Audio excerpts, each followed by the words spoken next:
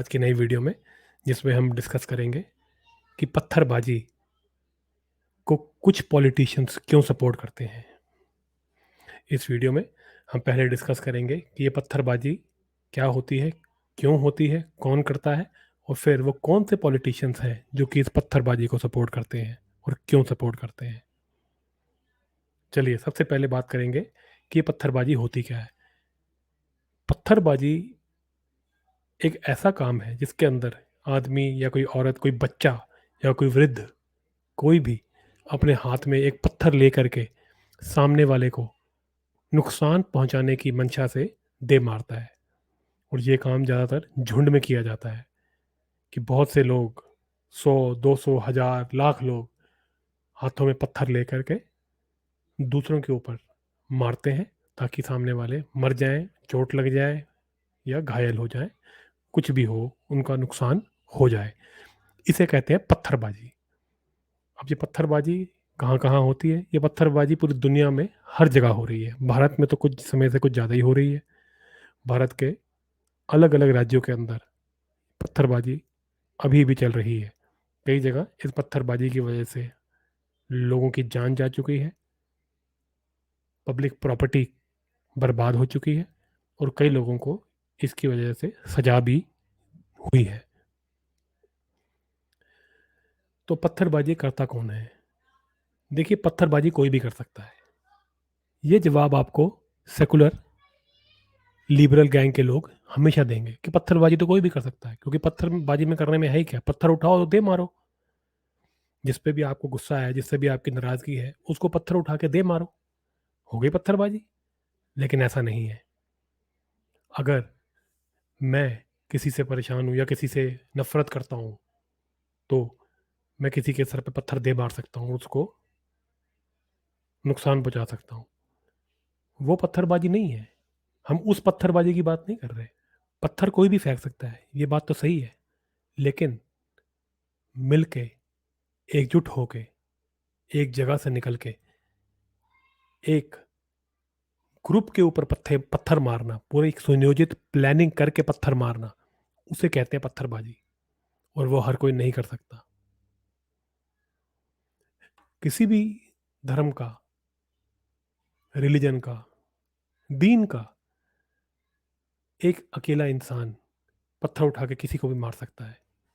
लेकिन अगर लोग झुंड में एक साथ इकट्ठे होकर पूरी प्लानिंग के साथ पत्थर इकट्ठे करके एक पर्टिकुलर ग्रुप के ऊपर पत्थर, एक पर्टिकुलर दिन के ऊपर पत्थर मारे, इसका मतलब है कि कुछ बहुत बड़ी गलती, कुछ बहुत गलत हो रहा है।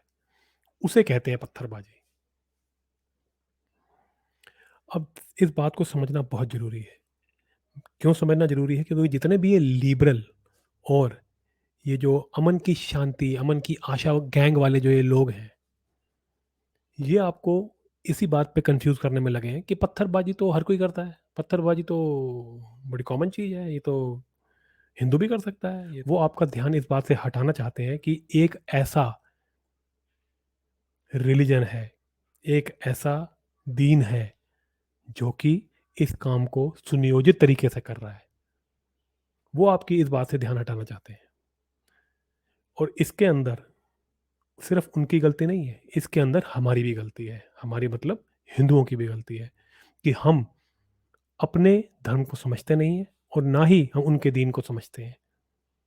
इसी वजह से ये जो बीच में बैठे हुए, जो बीच में जो ये लिबरल का ये जो कंबल ओढ़ के बैठे हैं, ये अंदर से पूर्णतः जिहादी हैं, अंदर से पूर्णतः कट्टर लोग हैं।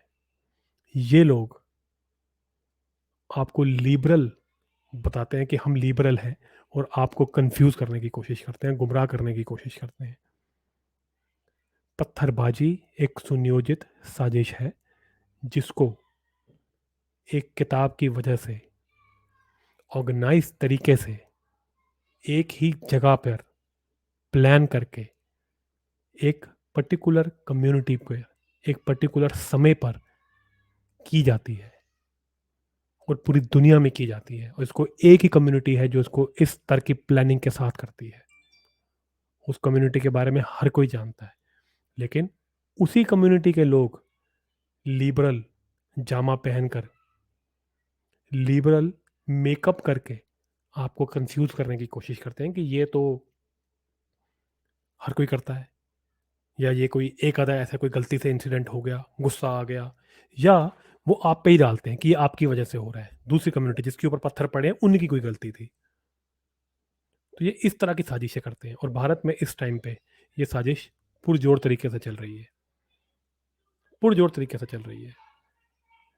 भारत के अंदर पिछले एक हफ्ते के अंदर, जब से रामनवमी का त्यौहार शुरू हुआ है, तब से बिहार, बंगाल, झारखंड, दिल्ली और अलग अलग राज्यों में छोटी व बड़ी घटनाएं रामनवमी के ऊपर पत्थरबाजी की, दंगे की हुई हैं। अब इन्हें एक ही कम्युनिटी कर रही है, लेकिन उस कम्युनिटी को चिन्हित करने का काम कोई नहीं कर रहा। इस कम्युनिटी के बैठे हुए, जो बीच में जो इन्हीं के बैठे हुए लोग हैं, वो पूरी दुनिया को कंफ्यूज करने में लगे हैं। ये सोशल मीडिया के माध्यम से आपको ये बताने की कोशिश कर रहे हैं कि या तो ये आपकी गलती है, या कोई एक आधी गलती से हो, कोई गलती से ये काम हो गया किसी एक जगह पर, भूल जाइए, या वो ये इसको मानते ही नहीं है, झुटला ही देते हैं कि ये ऐसा हुआ ही नहीं है, या उसको जनरलाइज करने की कोशिश करते हैं कि ये तो कोई भी कर सकता है। ये सब हथकंडे इनके लोग कर रहे हैं। अपने पूरे एजेंडे में ये लोग पुरजोर तरीके से लगे हुए हैं, लेकिन जो मीडिया है वो चुप बैठी है। वो सिर्फ जो है, जिसे कहते हैं ना, आंखों के ऊपर पट्टी लगा के बैठी है। वो आपको सच्चाई नहीं बता रही। मीडिया चैनल ये तो दिखा रहे हैं कि यहाँ ट्रेन जल गई, वहाँ ट्रेन जल गई, लेकिन इसके पीछे क्या है, कौन कर रहा है, इसके पीछे ऐसा क्यों है कि ये बार बार हो रही है, और इतना क्यों ये चीज़ें बढ़ती जा रही हैं, इसके बारे में वो डिस्कस नहीं कर रहे हैं। बस शाम को बिठा देंगे, एक डिबेट चला देंगे जिसमें दोनों तरह के लोग होंगे, वो आपको फिर वही कंफ्यूज करने का काम करेंगे। सही बात, एक कंक्लूजन पे कोई लेके नहीं जाएगा आपको। कंक्लूजन उसका ये है कि प्रॉब्लम उस किताब के अंदर है जो इन सबको जोड़ती है, इन सबको ये बताती है कि सामने वाले तुम्हारे दुश्मन हैं, उनको ख़त्म कर देना ज़रूरी है, इसलिए उनके ऊपर पत्थर मारना एक अच्छा काम है। पत्थर मारना, अगर तुम उसको उनको उनके ऊपर पत्थर बरसाते हो, तो तुम्हारे को इस चीज़ का फ़ायदा होगा, और तुम्हारे को जन्नत मिलेगी, हूरें मिलेंगी, और तुम्हारे ऊपर सबाब बरसेगा। इस तरह की बातें उस किताब में, और अन्य किताबें जो उस किताब के साथ जुड़ी हुई हैं, उसके अंदर ये सब बातें लिखी हुई हैं, और उसकी किताब की वजह से ये सब लोग एकजुट हो जाते हैं, एक ही जगह पे एकजुट होते हैं, एक समय पे एकजुट होते हैं, और एक कम्युनिटी के ऊपर पूरी प्लानिंग के साथ पत्थर इकट्ठे करके उनके ऊपर बरसाते हैं और उनको नुकसान पहुंचाते हैं। ये है अंदर की पूरी सच्चाई, जो कि आपको कोई भी न्यूज़ चैनल नहीं बता रहा है। यही है खुला सच, यही है असलियत। हम लोगों का, आप लोगों का यही काम है कि आप इस चीज़ को समझें, इसके बारे में और बात करें, और इस प्रॉब्लम को सॉल्व करने के लिए, रिजॉल्व करने के लिए अपनी सरकार पे हम प्रेशर डालें। मोदी सरकार जो है, वो वैसे तो बहुत अच्छे काम करती है, लेकिन इस मामले में वो बहुत बैकफुट पे रहती है। वो इनको पूरा अपना, जिसे कहते हैं, अपना पूरा कार्यक्रम करने की पूरी जिसे कहते हैं छूट देती है, और उसके बाद रिएक्शन देती है। वो जो रिएक्शन होता है वो भी कड़ा नहीं होता। इस बात पे मोदी सरकार बिल्कुल फेल है। चाहे वो 100 काम अच्छे करती हो, लेकिन ये एक काम के अंदर वो पूरी तरह फेल है। प्रॉब्लम क्या है? प्रॉब्लम यही है कि वो, उनको भी अपनी इमेज की चिंता है। ये बात हम सबको एज अ सोसाइटी समझनी पड़ेगी कि ये प्रॉब्लम एक पर्टिकुलर रिलीजन, एक पर्टिकुलर दीन से आ रही है। उसके अंदर लोगों को इस तरीके से बनाया जाता है, उनकी ट्यूनिंग की जाती है, और एक दिन आकर के पूरी प्लानिंग करके ये लोग दूसरी कम्युनिटी को नुकसान पहुंचाने का पूरा षड्यंत्र तैयार करते हैं और उसको अंजाम देते हैं। सरकारों को भी ये बात माननी पड़ेगी, लेकिन उससे पहले लोगों को ये बात एक्सेप्ट करनी पड़ेगी, और पब्लिक प्लेटफॉर्म्स पे आकर के इसके बारे में बात करनी पड़ेगी। तब सरकार के अंदर भी दम आएगा कि वो इस बात को एक्सेप्ट करे, और फिर इसके ऊपर एक्शन होगा। ऐसे एक्शन नहीं होगा। तो इसके बारे में अपने परिवार में बात कीजिए, अपने दोस्तों से बात कीजिए। हाँ, मैं ये ज़रूर जानता हूँ कि खतरा रहता है, वो कम्युनिटी के लोग इस मामले में बहुत एग्रेसिव रहते हैं, तो ठीक है, आप सोच समझ के ध्यान रख के, लेकिन बात ज़रूर कीजिए अपने परिवार के अंदर। एक दूसरे से डिस्कस कीजिए और चिन्हित कीजिए ये कौन कर रहा है, कन्फ्यूज़ मत होइए। कि ये हर कोई कर सकता है, ये तो एक बार हो गया, उनको गुस्सा आ गया था, वो पागल हो गए थे, उनका दिमाग ठीक नहीं था, या हमारी कोई गलती थी, हमने उनको छेड़ दिया। ये सब बेकार की घटिया बातें हैं। इन चक्करों में ना पड़ें और सच को पहचानें। ये जितने भी स्टोन पेल्टिंग की घटनाएं हो रही हैं पूरी दुनिया के अंदर, ये एक बहुत ही चिंता का विषय है। अब हम आते हैं आज के मेन सवाल के ऊपर कि ये पॉलिटिशियंस जो होते हैं वो इसको सपोर्ट क्यों करते हैं। देखिए, पूरी दुनिया के अंदर जो पॉलिटिक्स चलती है वो वोट बैंक पॉलिटिक्स उसके ऊपर हावी है। ज़्यादातर कंट्रीज़ के अंदर जहाँ भी डेमोक्रेसीज हैं, वहाँ पे हर कोई पॉलिटिशियन जीतने के लिए एक वोट बैंक बनाना चाहता है। वोट बैंक का मतलब ये होता है कि मेरे ऐसी एक, जिसे कहते हैं, वोट देने वाली पब्लिक जो कि हमेशा मुझे ही वोट करे या एक तरफा वोट करे, तभी एक इंसान जीत सकता है। तो हर पॉलिटिशियन अपना वोट बैंक बनाने के चक्कर में रहता है। ये बीमारी बाहर भी है, ये बीमारी इंडिया में भी है। अब इंडिया में क्या है, मोदी जी ने आकर के ये पॉलिटिक्स को चेंज किया है। वो सबका साथ, सबका विकास की बात कर रहे हैं, लेकिन लेकिन ये बात हमें समझनी होगी कि इस देश के अंदर मोदी जी के आने से पहले पॉलिटिक्स एक तरफा होती थी। वो पूरी तरह तुष्टीकरण की राजनीति थी, और उसको करने के लिए एक गंदी वोट बैंक की राजनीति खेली गई है। और जो जो वंशज हैं उन पार्टियों के, उन उन नेताओं के जो बच्चे हैं जो उन पार्टियों को अब चला रहे हैं, उनको सिवाय तुष्टीकरण के और सिवाय वोट बैंक पॉलिटिक्स के कुछ आता ही नहीं है। वो तो पढ़े लिखे भी नहीं है, कोई 5वीं फेल है, कोई 8वीं फेल है, कोई 10वीं फेल है, या किसी के पास नकली डिग्रियां हैं। वो तो इस तरह बैठे हैं, उनको कोई अकल नहीं है, कोई एक्सपोजर नहीं है, कोई धर्म का ज्ञान नहीं है। इसलिए वो बैठ करके वोट बैंक पॉलिटिक्स खेल रहे हैं।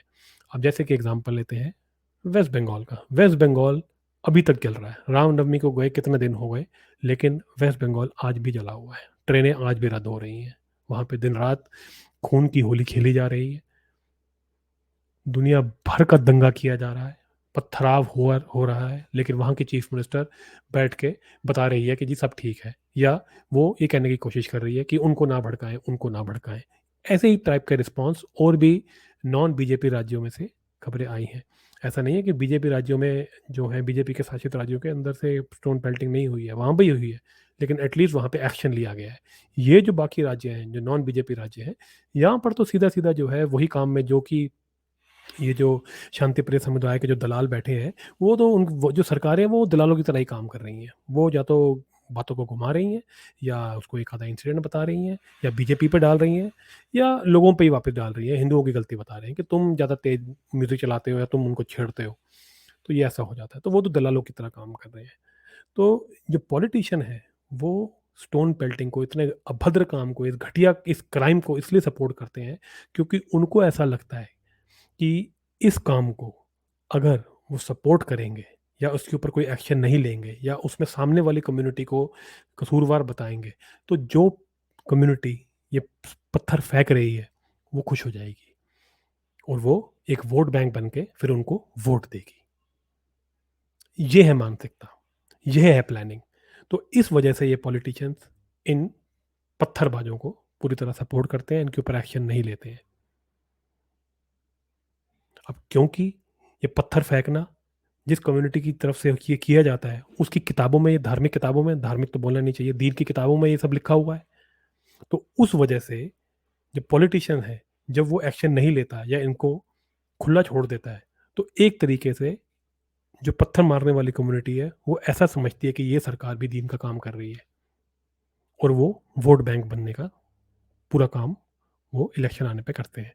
तो पत्थर मारने वाली कम्युनिटी जो है, जब देखती है कि जो पॉलिटिशियन है वो उनका साथ दे रहा है, उनका उनका जो दीन का काम है उसमें वो उनका कंधे से कंधा मिला रहा है, तो फिर उसको वोट भी मिलता है, और वो फिर पॉलिटिशियन जीतता भी है। तो ये रीज़न है कि क्यों पॉलिटिशियन पत्थरबाजों के साथ खड़े हुए हैं।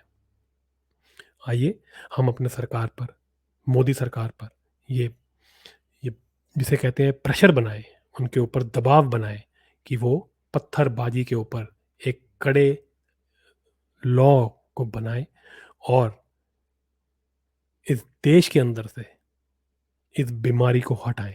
और इस बीमारी को हटाने के लिए आपको उस किताब के ऊपर बात करनी पड़ेगी। बिना उस किताब को डिस्कस किए, बिना उस किताब को बदले, ये चेंज नहीं आएगा। फिर ज़्यादा से ज़्यादा आपने एक्शन ले लिया, पुलिस बिठा दी, मिलिट्री बिठा दी, 1 साल, 2 साल, 5 साल रुक जाएगा, वो फिर शुरू हो जाएगा। इसलिए किताब के ऊपर एक्शन लेना जरूरी है। लोगों पे एक्शन तो हो ही रहा है, किताब पे भी कोई एक्शन लीजिए, माहौल बनाइए, बात कीजिए इस बारे में। हरे कृष्णा। मैं नितिन अकर्मा से।